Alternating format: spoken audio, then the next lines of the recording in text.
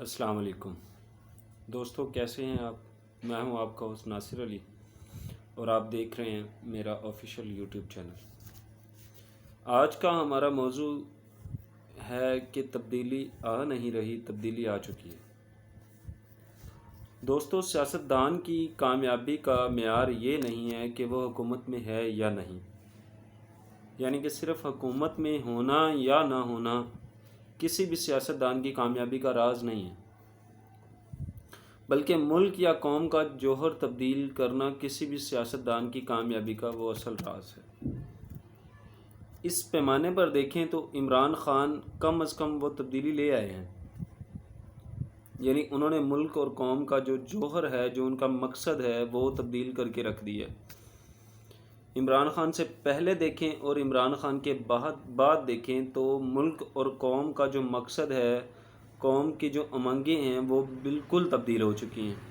ان کا جو مقصد ہے وہ بالکل بدلا جا چکا ہے، یعنی کہ عمران خان جو دعویٰ کرتے تھے وہ بالکل اس پر کھرے اترے ہیں۔ یہ منظر کب کسی نے دیکھا تھا کہ ایک ایسا بندہ، ایک ایسا وزیر اعظم جسے ایک رات پہلے گھر بھیج دیا گیا تھا، اس کے لیے پوری قوم، ملک کے کونے کونے سے لوگ اٹھ کھڑے ہوں اور خود سے ہی، اپنے پاس سے ہی، بغیر پوچھے وہ اس وزیر اعظم کے لیے اجتماعی طور پر اکٹھے ہوں اور اس کے لیے قومی ترانہ پڑھنے لگ جائیں۔ یہ منظر کب کسی نے دیکھا تھا؟ سوشل میڈیا پر غلط یا صحیح، یہ بحث الگ ہے۔ غلط ہو یا صحیح، ایسی آوازیں سنائی دینے لگیں کہ الامان الحفیظ۔ ہمارے ملک میں جہاں راہبران قوم پیسے دے کر بھی، اتنے پیسے لگانے کے بعد بھی اتنا بڑا ہجوم اکٹھا نہ کر سکیں، وہاں یہ بہت غیر معمولی بات ہے، غیر معمولی واقعہ ہے کہ لوگ خود ہی ایک رات اکٹھے ہوں، خود ہی جگہ کا انتخاب کریں اور ایک مقصد کے تحت جگہ جگہ احتجاج کر کے اپنی سیاسی ترجیحات کا اظہار کریں۔ یہ بہت ہی غیر معمولی واقعہ ہے، یہ بہت ہی ایسا واقعہ ہے جو ہمارے ملک میں اس سے پہلے کبھی نہ کسی نے دیکھا، نہ کبھی سنا۔ یہ بالکل نئی چیز ہے کہ نکالا گیا ایک لیڈر گھر میں بیٹھ کر پشاور میں جلسے کا اعلان کرے۔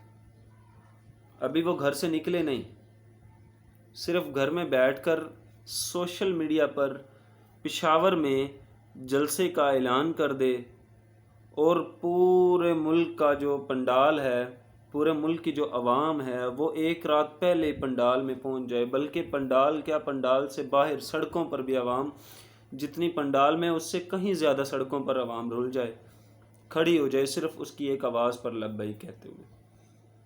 یہ ملک اور قوم نے اس سے پہلے کبھی نہیں دیکھا تھا۔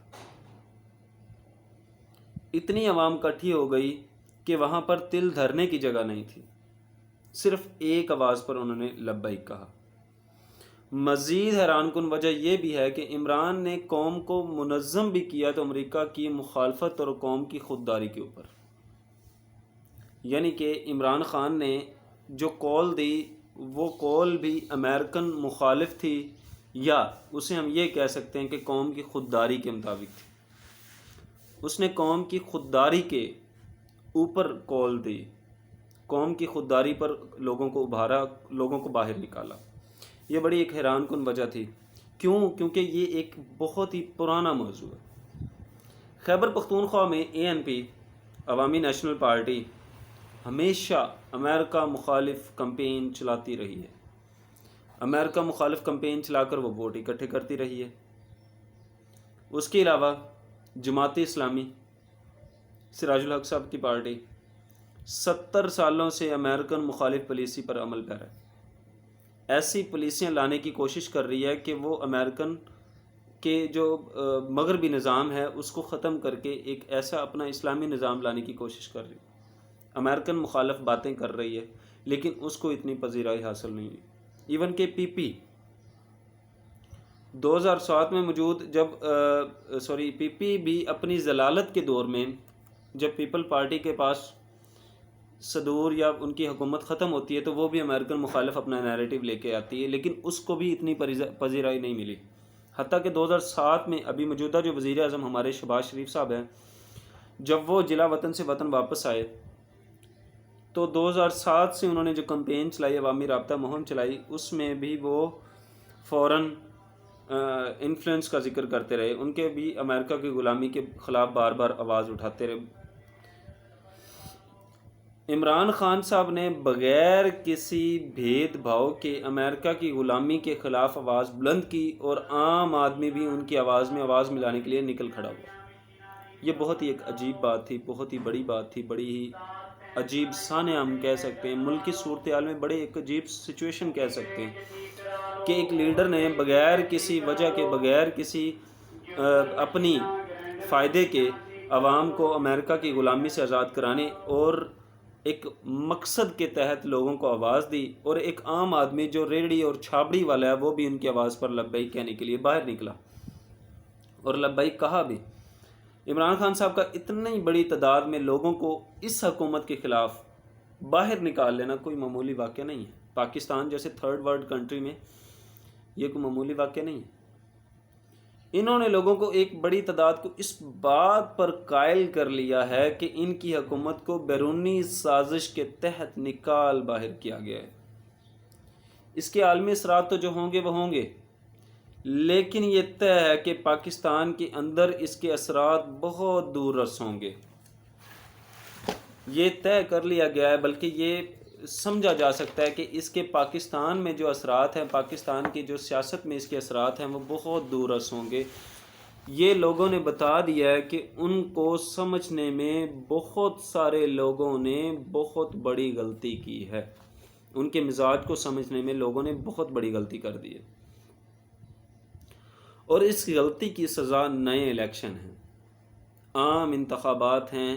اس کے سوا اس غلطی کا خمیازہ بالکل نہیں بھگتا جا سکتا، اور یہ سارا کچھ ہمارے سامنے بالکل ہوا ہے۔ یہ سب کچھ تبدیلی کی علامت نہیں ہے، بلکہ تبدیلی کا ثبوت ہے جو عمران خان صاحب نے لے کے آئے، جس کا دعویٰ عمران خان صاحب کرتے رہے ہیں۔ یہ قوم کی صحت مندی کا ثبوت ہے کہ لوگ اپنی سیاسی نظریات و احساسات کو منوانے کے لیے اکٹھے ہوئے۔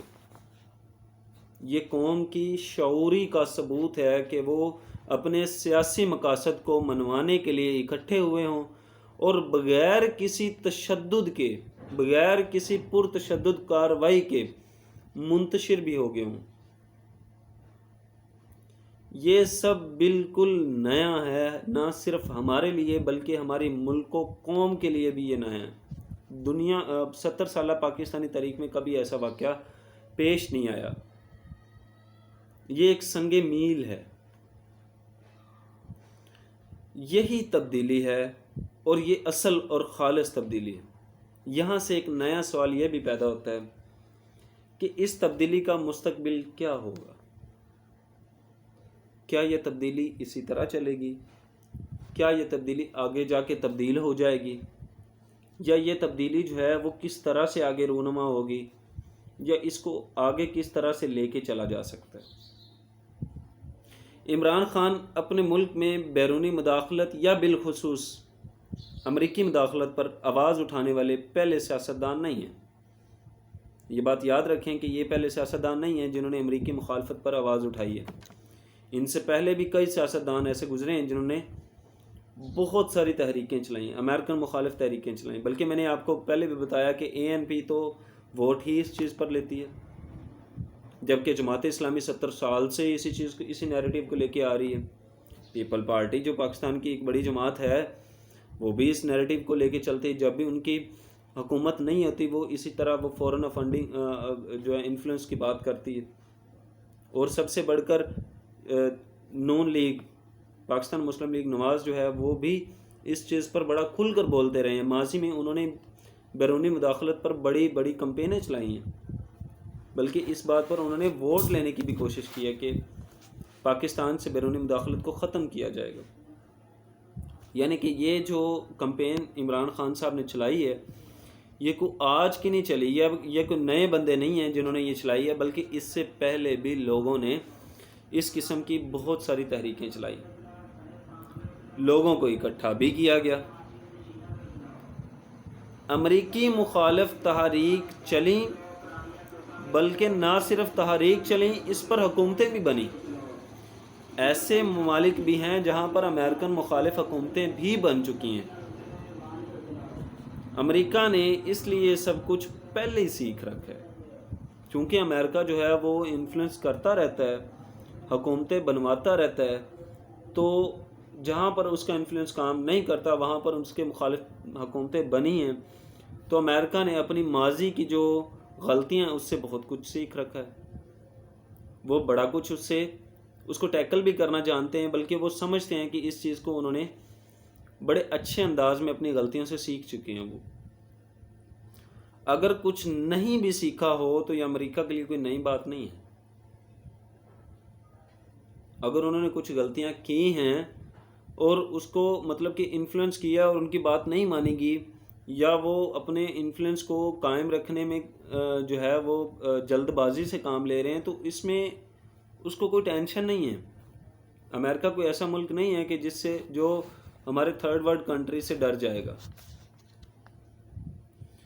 جمہوری حکومتیں آتی جاتی رہتی ہیں، اس لیے امریکہ پاکستان میں اپنے مفادات کے لیے کچھ عرصہ صبر کر کے بھی بیٹھ سکتا ہے۔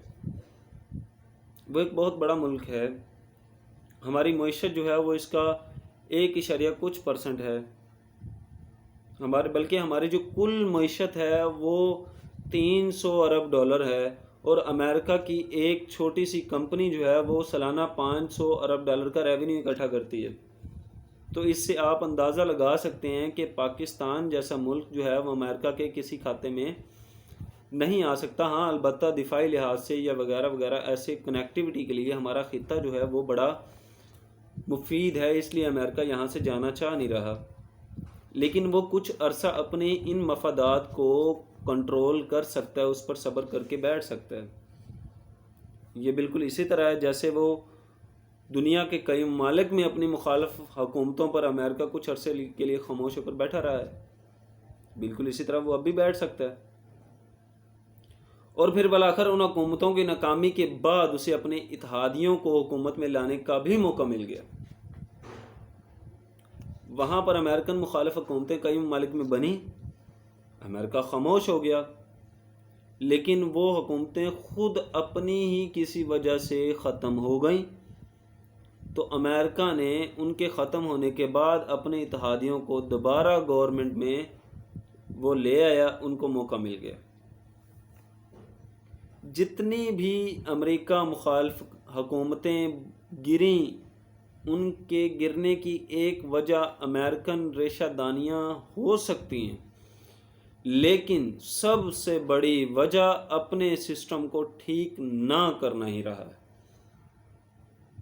جتنی بھی امریکن مخالف حکومتیں بنی، یعنی کہ امریکن سازشیں تو کرتے رہے ہیں، یہ ہو سکتا ہے کہ اس سازش کی وجہ سے ان کی حکومت گری ہو، لیکن یہ پرائمری ہے، سب سے مین جو مسئلہ جس کی وجہ سے ان کی حکومتیں گریں وہ ان کا اپنے سسٹم کو ٹھیک نہ کرنا ہے، اسی سسٹم میں اپنے آپ کو بڑھانا ہے، اس سسٹم کو چینج نہ کرنا ہے۔ وہ جو خامیاں اس سسٹم میں موجود ہیں، ان خامیوں کو کنٹرول کر کے اس سسٹم کو ایک ٹریک پر نہ لانا ان کی سب سے بڑی وجہ ہے، سب سے بڑی غلطی ہے جتنی بھی حکومتیں امریکن مخالف کھڑیں اور گریں۔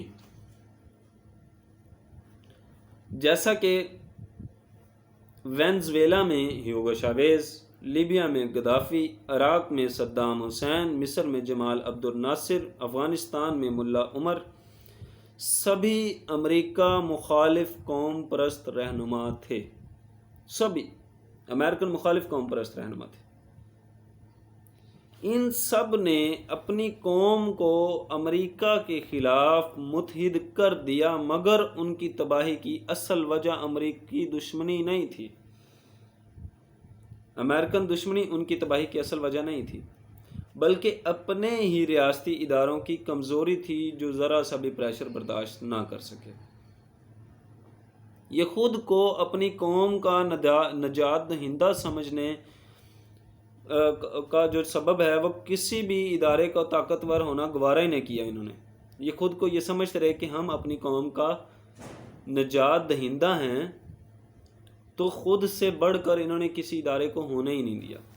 اس کی وجہ یہ ان کا مطلب کہ اپنا انفلوئنس بڑھانا تھا، جس کی وجہ سے ان کے ادارے کمزور رہے اور انہوں نے ایک دھمکی بھی وہ برداشت نہ کی. اور کسی بھی ریاستی ڈھانچے کی عدم موجودگی میں ان کی پہلی غلطی نے ہی ان کو بڑا نقصان اٹھانے پر مجبور کر دیا. تاریخ اور تجربے کی روشنی میں عمران خان بھلے ہی وہ موقف رکھیں، مگر ساتھ ہی ساتھ ان کو خود کو حکومت کے لیے بھی تیار کرنا ہوگا. یہ ضروری چیز ہے، ان کو حکومت کے لیے خود کو تیار کرنا ہوگا، حکومت میں آنے کے لیے خود کو تیار کرنا ہوگا، اپنے آپ کو اس طرح سے بڑھانا ہوگا کہ یہ حکومت میں آئیں، حکومت میں آنے کا ان کو موقع ملے. یہ ضروری ہے. بلکہ کس طرح سے حکومت کرنی ہے اس کے لیے بھی خود کو تیار کرنا ہوگا، جو سب سے اہم چیز ہے، جس کے لیے بھی محنت کرنا اتنی ہی ضروری ہے جتنی کہ میں بتا چکا ہوں.